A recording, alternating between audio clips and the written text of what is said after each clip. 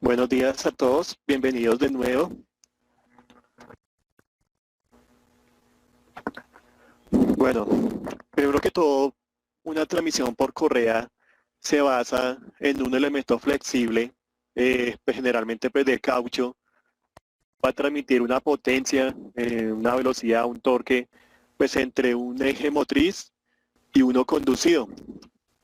Estos ejes se encuentran separados a una distancia, pues con lo cual vamos a requerir el uso pues de una correa.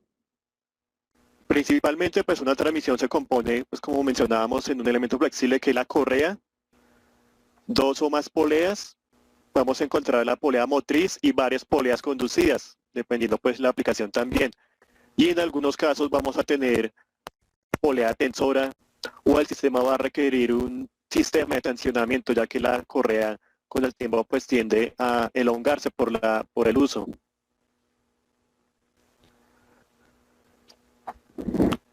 Por un lado tenemos las correas en B, que su principio de funcionamiento es el efecto, la fuerza, el efecto de cuña que va a tener la correa sobre el canal de las poleas. ¿Sí? Básicamente ese es el principio de funcionamiento. Va a ser el efecto cuña y el deslizamiento pues, que va a haber sobre ese canal. Y adicionalmente tenemos otros factores que van a depender de esta transmisión de potencia, como son la tensión, es decir, la tensión que le damos a las correas también va a influir en qué tanta eficiencia va a tener. La fricción que vamos a tener entre la correa y el canal de la polea. El arco de contacto también va a ser importante. El arco de contacto es cuánto abraza la correa a la polea. Pues entre mayor contacto, mayor arco de contacto exista, pues va a tener un mayor agarre. Y pues aquí que la potencia transmitida de la correa va a depender del contacto que tiene con el canal. Entre mejor sea ese agarre, entre mayor sea ese agarre, pues la correa va a tener una mayor potencia transmitida.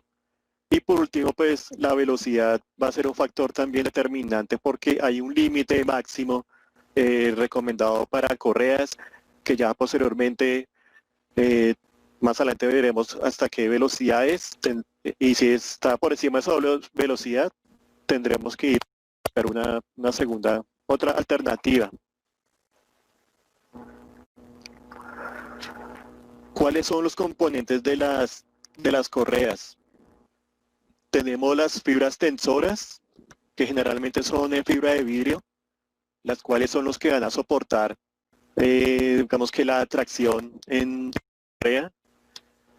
Tenemos el caucho pues que es el que le da la forma pues a la correa, que generalmente es un neopreno. Y aquí podemos ver las correas lisas, las cuales traen un recubrimiento, que ahorita aquí ya vamos a entrar a ver cuál es la diferencia con las que no las tienen. Porque, por ejemplo, las correas dentadas, aquí podemos ver que no traen ese recubrimiento que traen de fábrica. Y ahorita hacemos el comparativo. Otro aspecto a tener en cuenta en las correas es que podemos encontrar varias longitudes. Si ponemos la correa, digamos que en el piso exterior, vamos a tener pues un círculo, el cual está compuesto pues de una longitud interna, longitud primitiva, que es muy cercano a las fibras tensoras, y la longitud externa, que va pues en el lomo de la correa. Esto es importante, pero ya más que todo por el tema de nomenclatura, ya que hay correas que la longitud va a indicar si depende si es interna, si es primitiva o si es longitud externa. Aquí podemos ver un comparativo de las principales correas en B. Las más antiguas del mercado son las clásicas, correas clásicas ONCE, pues con nomenclatura en pulgadas. Estas son, digamos que, las correas más muy utilizadas en la actualidad aún, y pues también son las más antiguas que hay en el mercado. Aquí pues vemos estos perfiles con sus dimensiones. Esta información también la encontramos en el catálogo. Y bueno, ¿qué pasó? Ya pues con el paso de los años, los fabricantes buscaron formas de optimizar estas correas, y ahí fue cuando salieron los perfiles estrechos. Por un lado, estrechos americanos Normandy, y por otro lado, estrechas europeas con dimensiones en milímetros. ¿Qué ventaja tienen estas correas? Que comparadas con las clásicas, aquí podemos ver que en la mayoría la altura de la correa es mayor que en las clásicas. ¿Eso qué conlleva? Que al haber un mayor contacto de la correa con el canal de la polea, va a hacer que esta pueda transmitir tenga una mayor, digamos que transmisión de potencia comparada con las correas clásicas. Y de esta forma, hemos encontrado casos en que se han mejorado las transmisiones. ¿De qué forma? Disminuyendo por canales, colocando diámetros más pequeños y pues por tanto mejorando la eficiencia comparadas con las correas clásicas. Y por otro lado, pues de la misma salieron las estrechas milimétricas, pues que más que todo utilizadas a nivel de Europa, China también, Asia. Entonces digamos que la tendencia es migrar a correas métricas, pues por lo que tienen una mayor eficiencia y por tanto pues una mayor vida útil. Y aquí pues está la información, digamos que también ver una correa, en caso pues de que tenga alguna correa que quiera, no sé, cambiar y no tenga la referencia, lo que vamos a hacer es medirla. Medir el lomo, medir la altura, y pues aquí vamos a buscar en la tabla a cuál perfil corresponde. Aquí ya lo que vamos a encontrar es la nomenclatura de las correas. Digamos que las primeras letras hacen referencia en SKF a PHG. PHG son todas las correas. Luego vamos a encontrar el perfil de la correa. El perfil clásico de la correa, que puede ser A, B, D. Y los últimos números van a indicar la longitud interna en pulgadas. Por otro lado, las correas estrechas ANSI o en pulgadas. Bueno, PHG, dijimos que correas, luego vamos a encontrar el perfil 3B, 5B, 8B, y la longitud interna va a ser en pulgadas, pero esto va a ser en decimales de pulgada. Es decir que, por ejemplo, en este caso, 5B 900, la longitud son 90 pulgadas. Por ejemplo, si fuera 5B 450, entonces la longitud sería 45 pulgadas. De todas formas, esta información la encontramos en el catálogo. Al final les voy a dar el enlace para que lo puedan descargar, el catálogo de las correas SKF. Y aquí las correas estrechas métricas vamos a encontrar de la misma forma, el PHG, el tamaño del perfil de la correa y la longitud. Aquí, perdón, aquí me equivoqué, aquí no es en pulgadas, sino longitud primitiva en milímetros. Dijimos que esta correa es métrica, perdón, aquí es longitud primitiva, muy cercana a sensoras en milímetros. Esto es ya más que todo pues muy informativo, y digamos que llegó en el caso también cuando se están haciendo cálculos de longitudes de correas, es importante tener en cuenta qué perfil es, para saber si es longitud interna, primitiva o externa. Bueno, aquí vemos el comparativo entre las correas lisas y dentadas. Como comentábamos, las correas lisas todas tienen un recubrimiento de fábrica. Este recubrimiento es para soportar, digamos que condiciones o aplicaciones en donde hay bastante contaminación o partículas abrasivas, de polvo, ¿qué más? También, por ejemplo, sustancias químicas.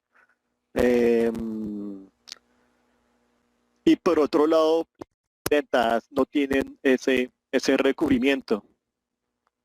Entonces, en el caso de las dentadas, son más para aplicaciones en donde digamos que no hay tanta contaminación, pero tienen la ventaja que trabajar a un mayor rango de temperatura, alrededor de 75 grados, comparadas con las lisas, que pues van solamente hasta 65. Este tipo de cortadas podemos verlos en aplicaciones, por ejemplo, en ventiladores de hornos, se pueden recomendar ahí.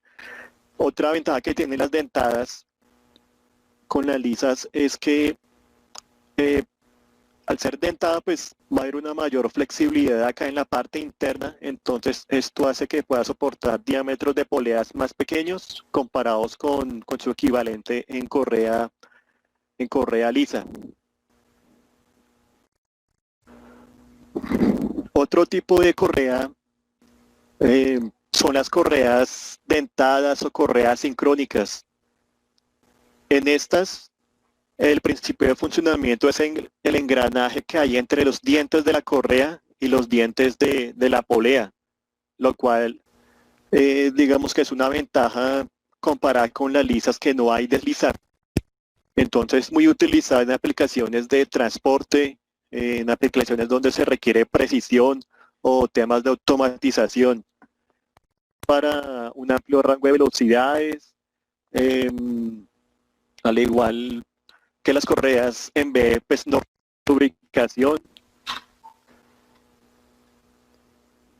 Una recomendación para esas correas dentadas, estas correas son las que son planas, sí, es decir, viene dentado tanto la polea como la correa, es no doblarlas de esta forma porque puede estar dañando las fibras tensoras de la correa. Aquí vemos algunos de los tipos de correas sincrónicas, que aquí a continuación veremos algunas un poco más en detalle. Hay unos que son utilizadas principalmente para temas de transporte. Hay otros que vienen con mejoras, por ejemplo, ya en correas en poliuretano y fibras de acero para temas de elevación de cargas, mayores velocidades, mayor capacidad de torque. Entonces hablemos primero de las correas de tiempo. Estas son, digamos que también una de las más estándares más antiguos, son con dimensiones en pulgadas. Aquí vamos a encontrar la forma de identificarlas. Primero, pues con el paso de la correa. El paso que es la distancia entre centro y centro de cada diente, eso me va a dar el paso de la correa. Todos pues son generalmente tipo L, H, XH. Otra característica es que el diente es trapezoidal, tiene forma trapezoidal, entonces esto es más que todo para temas y aplicaciones de transporte, en que la correa va conectada a un sistema de poleas y va a transportar algún tipo de material. Generalmente son aplicaciones de no muy alto torque y bajas o medias velocidades.